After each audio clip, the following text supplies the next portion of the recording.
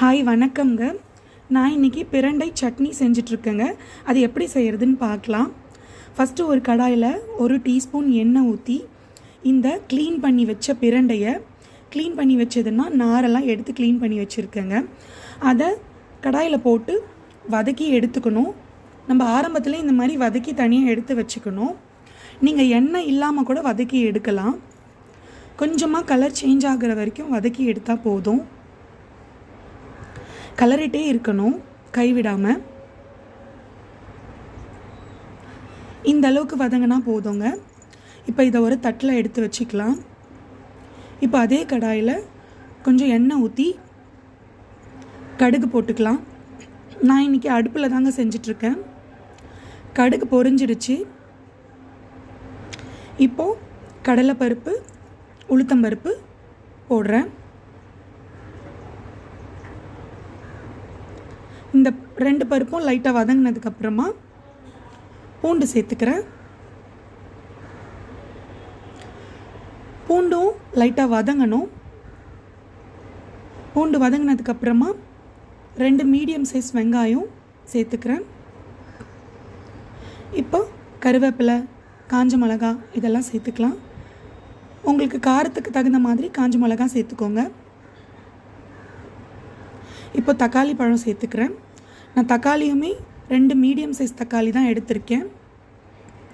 இதெல்லாம் நல்லா வதங்கணும். நல்லா கலரி விட்டுட்டே இருக்கலாம். அடுப்பு தீ ரொம்ப கம்மியாக இருந்தாலே போதும், அதிகமாக இருக்க வேண்டாம். இப்போ கொஞ்சமாக கொத்தமல்லி சேர்த்துக்கிறேங்க. உங்கள்கிட்ட கொத்தமல்லி இல்லைனாலும் பிரச்சனை இல்லை. இப்போ நான் ஏற்கனவே வதக்கி வச்ச பிரண்டையை இதில் சேர்த்துக்கிறேன். இந்த பிரண்டை போட்டதுக்கப்புறமா நல்லா கலரி விடுங்க.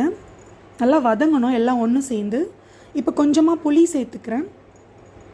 இப்போ நான் ஏற்கனவே தேங்காய் துருவி வச்சுருக்கேன், அதை இதில் சேர்த்துக்கிறேன். ஒரு 2 துண்டு தேங்காய் சேர்த்துக்கிறேன் நான் இதில். தேங்காய் புளி போட்டதுக்கப்புறமா நிறைய நேரம் வதங்கணும்னு அவசியம் இல்லை. லைட்டாக அந்த சூட்லேயே வதங்கினா போதும். நல்லா கலரி விட்டுடுங்க. உங்களுக்கு புளி எந்த அளவுக்கு வேணுமோ அந்த அளவுக்கு சேர்த்துக்கோங்க. ஏன்னா சில பேருக்கு புளிப்பு அதிகமாக இருந்தால் பிடிக்கும். இப்போது இதுக்கு தேவையான அளவு கல் உப்பு சேர்த்துக்கிறேன். கல் உப்பு போட்டதுக்கப்புறமாவும் நல்லா கலரி விட்டுடலாம். இப்போ கடைசியாக இந்த பிரண்டை மிக்ஸ்சர் ரெடி ஆயிடுச்சு.